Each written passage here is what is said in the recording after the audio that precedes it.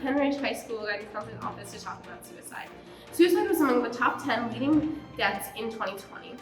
Suicidal thoughts are one symptom of depression.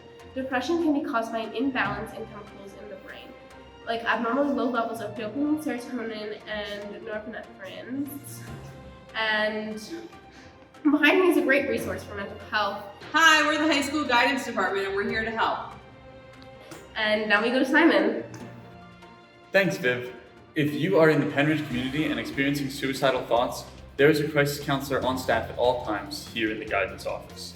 But if you wanted to reach out to someone else or you weren't in the Penn Ridge community, you can always call the National Suicide Prevention Lifeline or the Suicide and Crisis Intervention Services.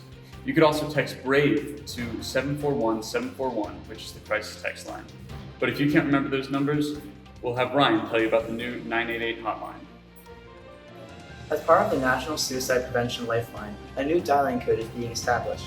By July 16, 2022, all areas in the United States will have access to the dialing code 988 for emergency purposes. This code will automatically connect callers to professionally trained counselors that are part of the National Suicide Prevention Lifeline network. Along with this dialing code, the current Lifeline phone number will always remain available after 988 is launched. The Lifeline has a network of over 200 crisis centers since 2005.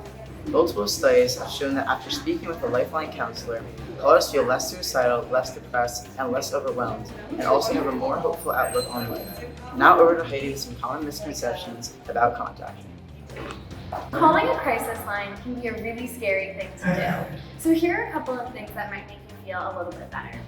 One common misconception about the crisis lines is that you can only call them if you are struggling with suicidal thoughts.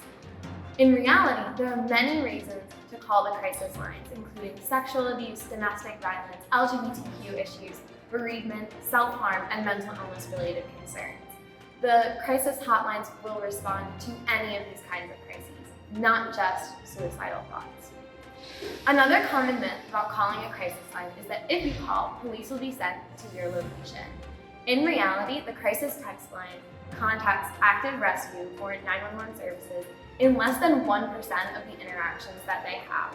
The goal of the crisis text line is for the counselor on the other side of the line to de-escalate the situation without having to contact outside services. The only reason the police would be called is if the person you are calling for cannot be contacted, or if you or the person that was contacted refuses to make any kind of safety plan and the counselor fears for the person's life. To learn more about what happens after you make that call for you or someone you know, we go back to our correspondent, Simon. So let's talk about what actually happens when you call or text one of these crisis lines. After you text BRAVE to the crisis text line, a trained crisis counselor will receive it and respond within minutes. The crisis counselor will help you to de-escalate your situation and connect you to help locally. When you call the National Suicide Prevention Lifeline, you'll hear an automated message with additional information and options while your call is routed to your local Lifeline network crisis center.